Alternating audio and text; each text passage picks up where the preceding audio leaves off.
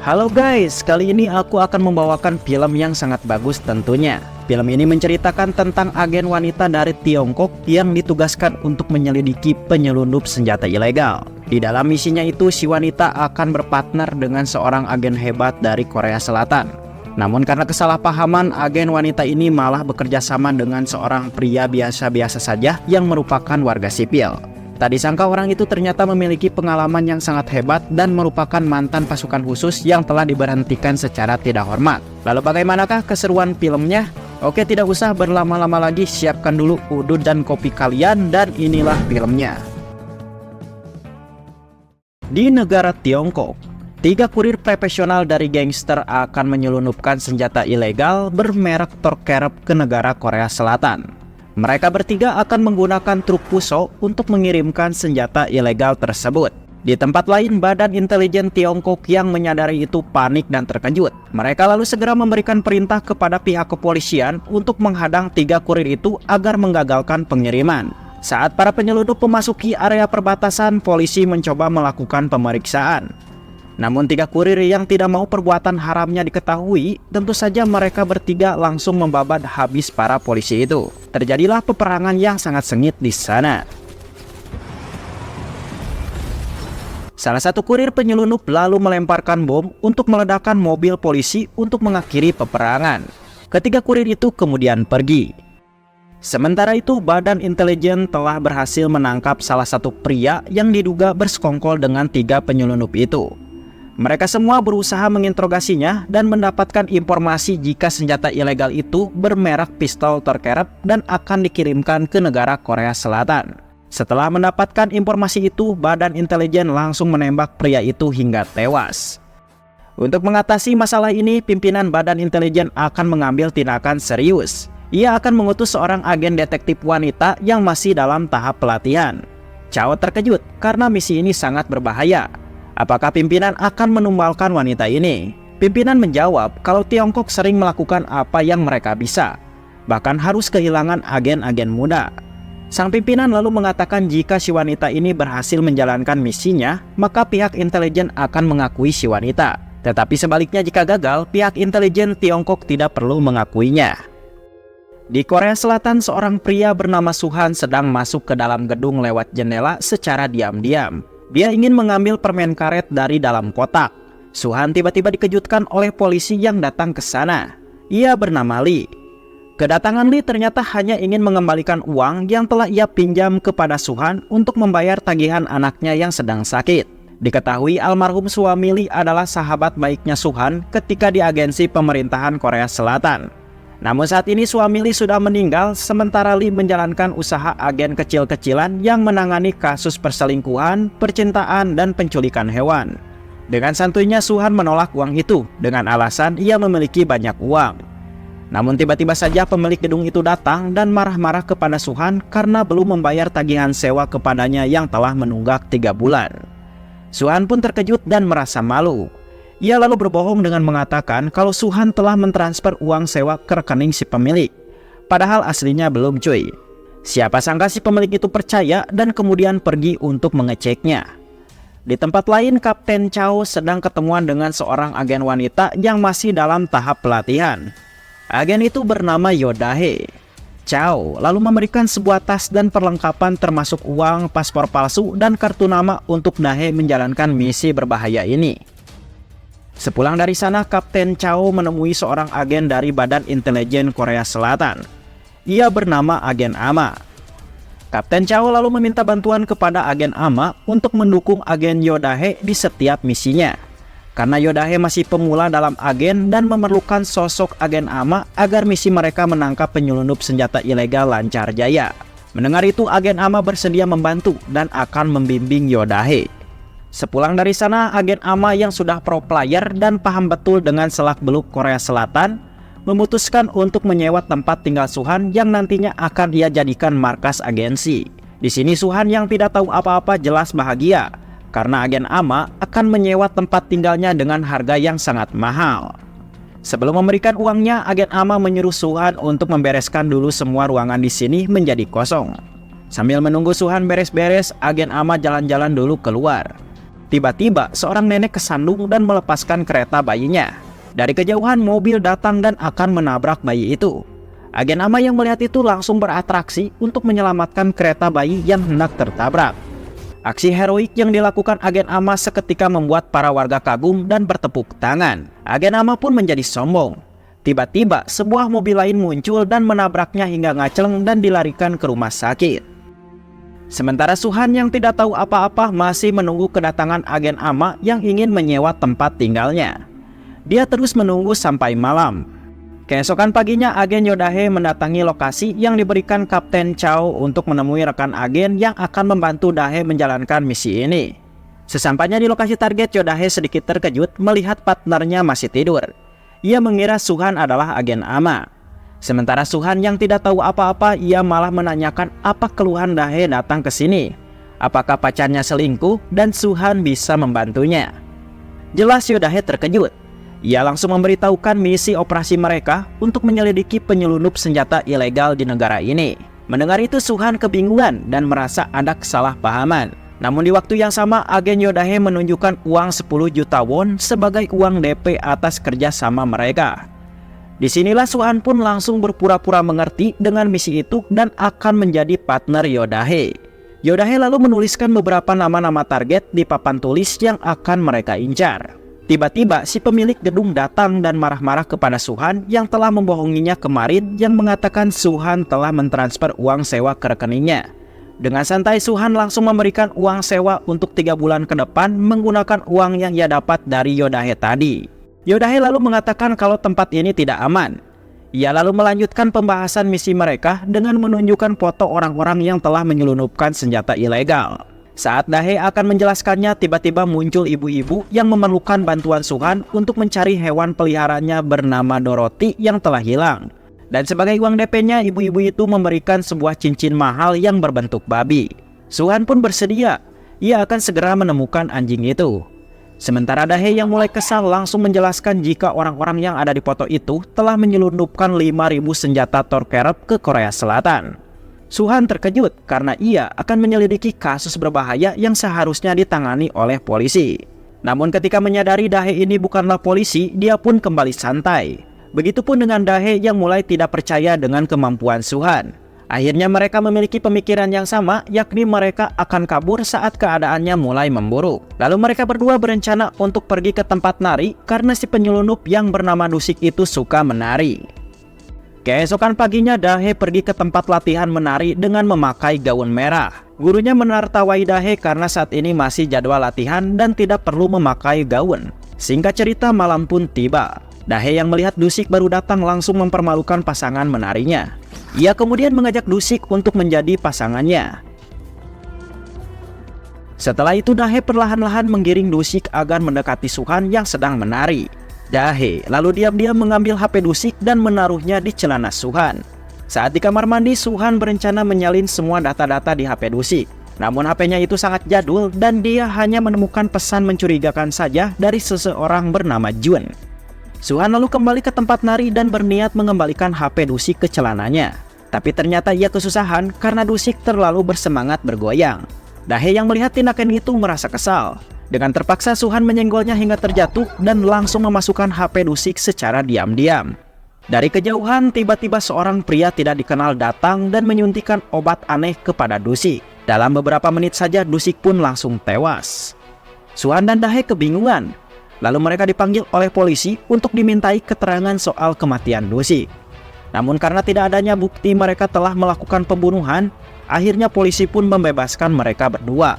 Walaupun komandan polisi di sana menyuruh salah satu anak buahnya untuk mengawasi gerak-gerik Suhan dan Dahe. Di rumah sakit, agen AMA masih belum sadarkan diri semenjak kejadian ditabrak. Di tempat lain, Dahe menunjukkan sebuah berita dari HP-nya kepada Suhan.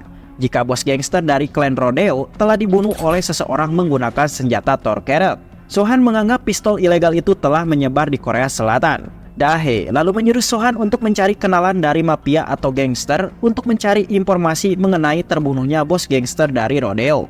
Tanpa berpikir lama, Suhan langsung menemui rekannya yang merupakan gangster. Dahe pun terkejut karena orang itu sangat aneh dan terlihat seperti dukun. Namun Suhan tetap meyakinkan Dahe kalau orang itu sangat terkenal bagi kalangan gangster. Dahe pun percaya.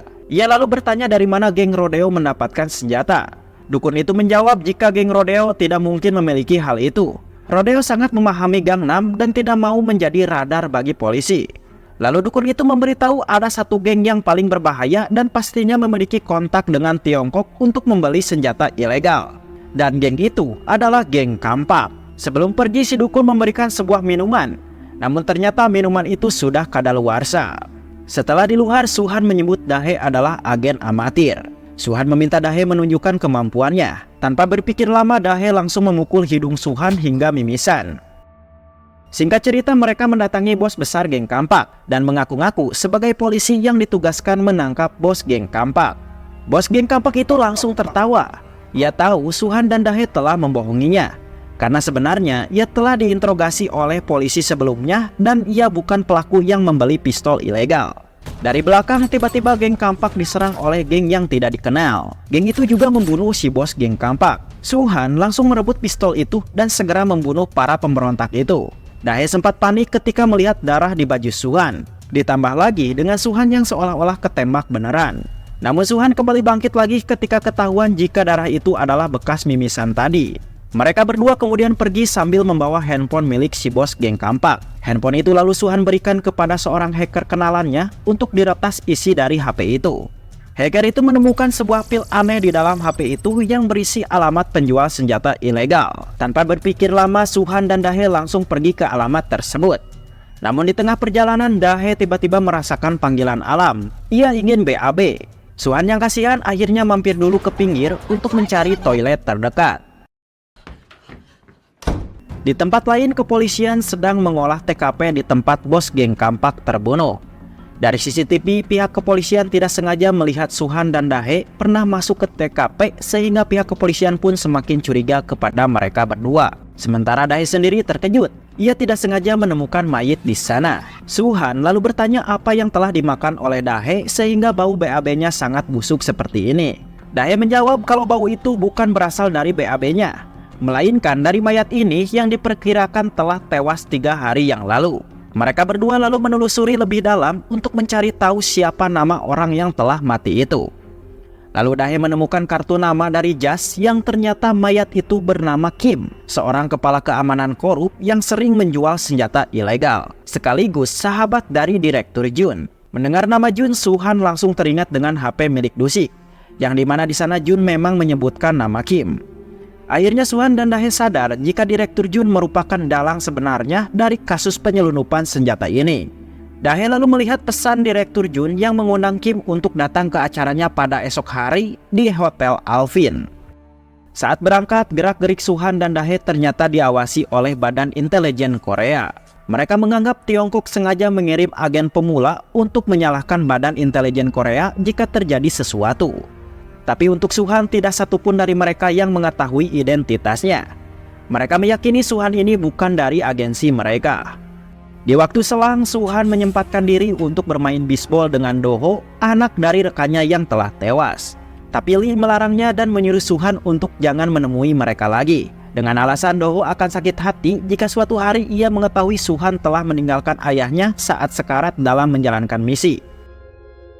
Setelah itu Suhan dan Dahe pergi ke Hotel Alvin untuk mencari Direktur Jun. Mereka berdua menyamar sebagai tamu. Suhan sempat terkejut karena motif jasnya sama persis dengan taplak meja di sana.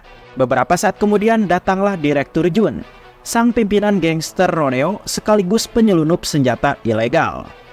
Suhan dan Dahe lalu berpura-pura sebagai anak adopsi dari Puerto Rico yang bermigrasi ke Amerika. Mereka berdua lalu berkenalan satu sama lain. Suhan kemudian memeluk Direktur Jun. Begitupun dengan Dahe yang diam-diam memasukkan alat penyadap suara ke dalam kerah baju milik Direktur Jun. Tiba-tiba pasukan geng Kampak datang. Mereka mengira Direktur Jun adalah orang yang membunuh pimpinan mereka. Terjadilah adu tonjok di sana. Direktur Jun lalu menyuruh mereka berhenti.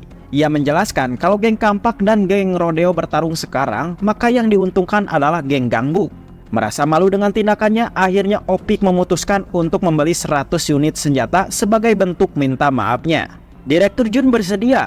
Ia akan mengirimkan 100 senjata itu pada malam hari. Dari kejauhan, Dahe mendengar percakapan Direktur Jun dengan Opik lewat alat penyadap. Salah satu bawahan Direktur Jun lalu memberitahu kalau orang yang telah menghalangi mereka untuk membunuh bos geng Kampak ada di tempat ini. Seketika Dahe pun langsung tersadar jika mereka telah ketahuan. Ia lalu mengajak Su-han untuk pergi dari tempat ini. Namun anak buah Direktur Jun langsung mencegat mereka. Su-han dan Dahe pun panik. Terjadilah pertarungan. Su-han dan Dahe menggunakan alat-alat dapur untuk melawan mereka. Dengan bersusah payah mereka berhasil mengalahkan anak buah Direktur Jun. Namun dari belakang tiba-tiba anak buah Direktur Jun yang lain berdatangan sambil menodongkan pistol ke arah mereka berdua. Akhirnya Su-han dan Dahe pun terpaksa menyerah. Direktur Jun lalu menanyakan apa tujuan Su-han dan Dahe datang ke tempat ini. Dengan santainya Su-han membocorkan misinya. Ia mengatakan Su-han dan Dahe ingin mencari keberadaan Kim. Su-han lalu memaksa Direktur Jun untuk membebaskannya karena ia telah berkata jujur. Direktur Jun bersedia membebaskannya. Namun dengan satu syarat, Su-han harus membantunya untuk membunuh para polisi. Anak buah Direktur Jun lalu memberikan pistol kepada Su-han dan menyuruhnya untuk membunuh para polisi di sana. Su-han lalu melihat ada Lee, yaitu istri almarhum sahabatnya. Seketika ia pun teringat dengan rekan lamanya dan saat itulah Su-han menyerang anak buah Direktur Jun dan segera kabur. Su-han kemudian mendatangi Hotel Alpin dengan tujuan untuk menyelamatkan Dahe yang masih disekap. Namun sayangnya Dahe tidak ada di sana. Beberapa saat kemudian polisi datang dan menangkap Su-han karena telah melakukan penembakan. Di kantor polisi Su-han diinterogasi oleh komandan. Su-han lalu berkata jujur kalau ia sedang membantu agen Bin mencari pelaku dan penadah senjata ilegal. Dan untuk membuktikan itu semua Su-han menelpon Dahe yang saat ini disekap oleh Direktur Jun. Namun saat ditelepon Dahe malah mengatakan seolah-olah tidak terjadi sesuatu. Tapi Dahe memberikan nama lokasi keberadaannya dengan sebuah kode yang berbentuk nama-nama makanan. Mendengar itu komandan polisi tidak percaya. Ia mengira Su-han sedang mengarang-arang cerita. Tiba-tiba komandan polisi dibuat terkejut dengan kedatangan Badan Intelijen Korea ke kantornya. Kepala Bin lalu memberitahu Su-han kalau Dahe bukanlah agen Bin dari Korea. Dahe adalah agen Bin dari Tiongkok. Dengan alat sensornya yang canggih, si asisten memberitahu Kepala Bin kalau Su-han ternyata mantan pasukan khusus 707 dari Korea yang telah diberhentikan secara tidak hormat. Su-han memiliki kemampuan ahli dalam serangan jarak dekat. Komandan Bin tetap tidak peduli. Ia tidak mau ikut campur dengan urusan agen Bin Tiongkok. Ia akan membiarkan para penyelundup itu bebas. Komandan Bin juga memberitahu kalau Dahe merupakan agen pemula yang sengaja dikirim ke Korea Selatan sebagai tumbal untuk misi penyelundupan ini. Komandan Bin lalu keluar dan memerintahkan komandan polisi untuk menghukum Su-han sesuai undang-undang yang berlaku. Namun Su-han tiba-tiba mengambil pistol polisi. Ia mengancam akan menembak Johnny si polisi jika tidak mau melepaskannya. Komandan polisi ketakutan. Ia lalu memberikan kunci mobil miliknya kepada Su-han. Saat di parkiran, petugas penjaga mengizinkan Su-han untuk keluar. Ia mengira di dalam mobil itu adalah komandan polisi. Su-han lalu pergi ke lokasi sesuai kode buah-buahan yang tadi diberikan oleh Dahe. Selama di perjalanan, ia teringat dengan rasa penyesalannya yang dulu pernah meninggalkan sahabatnya ketika dalam misi. Maka dari itu Su-han tidak mau mengulangi dosa itu kembali. Ia bertekad akan menyelamatkan Dahe. Di tempat lain, Direktur menjelaskan tujuan dia menjual senjata ilegal ke negara Korea Selatan kepada Dahe. Dia menyebut Korea adalah negara yang paling teraman. Senjata-senjata itu akan ia jual kepada para gangster agar mereka bisa membunuh satu sama lain.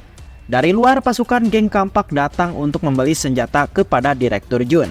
Dengan santai, Direktur Jun menyuruh geng Kampak untuk mencoba senjata baru mereka dengan cara membunuh Dahe di lantai paling atas. Di waktu yang sama, Su-han sampai di markas Direktur Jun. Ia lalu diam-diam naik ke atas untuk menyelamatkan Dahe. Dahe pun terkejut. Melihat Su-han tidak datang bersama polisi, Dahe akhirnya menyadari jika Su-han bukanlah seorang agen dari Korea. Namun karena keberanian Su-han mau mempertaruhkan nyawanya, Dahe pun menjadi terharu. Su-han yang kocak lalu menjawab jika ia terpaksa melakukan hal ini karena Dahe masih memiliki hutang 10 juta won kepadanya. Dari belakang tiba-tiba muncul salah satu anggota dari klan Rodeo. Terjadilah pertarungan. Su-han menunjukkan skill bertarungnya ketika di pasukan khusus. Saat di luar, orang itu kembali datang. Kali ini ia menantang Su-han untuk duel dengan pisau. Su-han lalu menyuruh Dahe untuk menonton saja. Terjadilah pertarungan. Sesuai dugaan kalian, Su-han mampu mengalahkannya dan berhasil membunuhnya. Mendengar keributan itu, Direktur Jun menyuruh semua pasukannya termasuk geng Kampak untuk menangkap Su-han dan Dahe.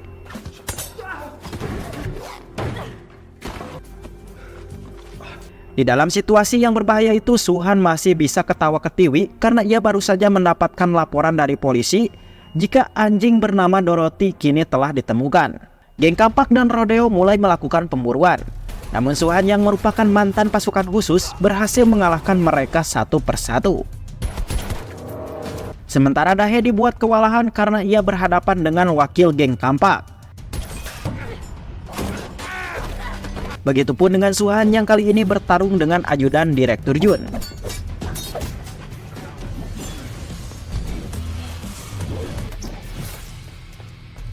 Setelah itu Suhan dihadang oleh tangan kanan Direktur Jun yang paling terkuat. Orang itu lalu menantang Suhan untuk duel dengan pisau. Namun Suhan yang kocak langsung menembak orang itu hingga mati.